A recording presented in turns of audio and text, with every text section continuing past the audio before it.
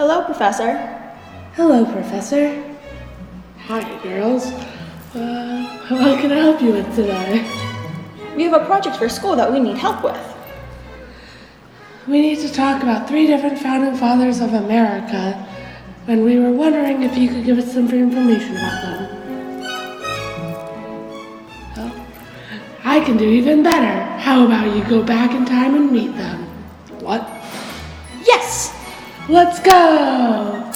Oh, that was weird. What happened? I don't know, but I think the professor wants us to talk to that man over there. Okay.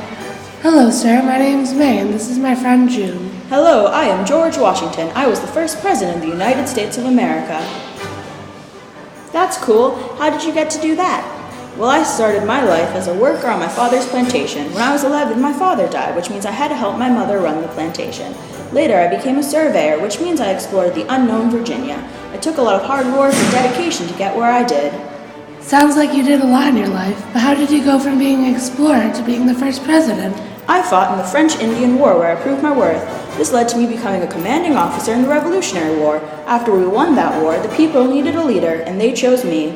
That's amazing. Thank you for talking to us, President Washington. We'll see you later, I'm sure.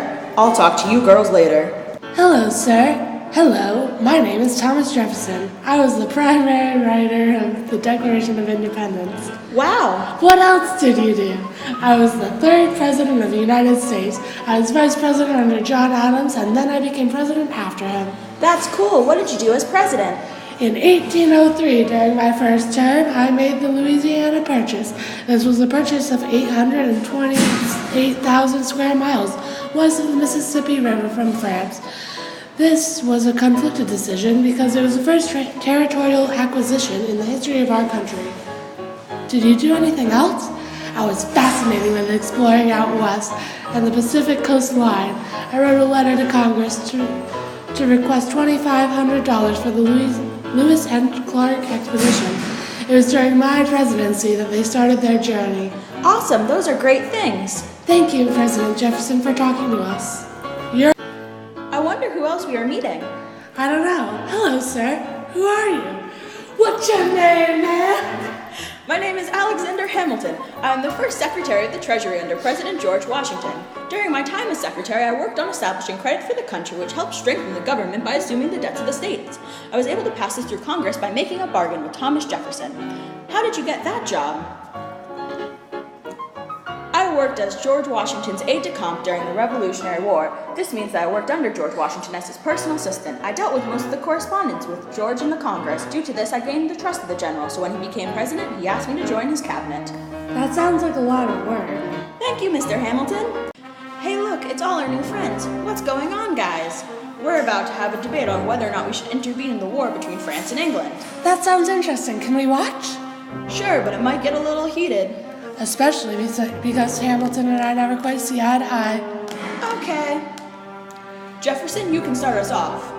When we were fighting England and we were needy, we made a promise. We signed a treaty. We needed money, guns, and half a chance, and who had our back? Only France.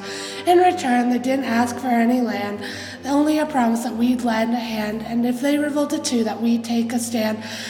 I know that Hamilton is here, and he'd rather not have this debate, but he is not Secretary of State.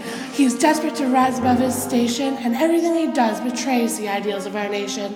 You must be out of your mind if you think the president is going to take the nation to the brink of meddling in the middle of a military mess, a game of chess, where France is king and kingless. We signed a treaty with a king whose head is now in a basket. Do you want to take it now and ask it? Should we honor our treaty, King Louis's head? Do whatever you want. I'm super dead.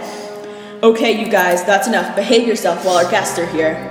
That's okay. I think we need to get back. The professor's probably waiting for us anyways.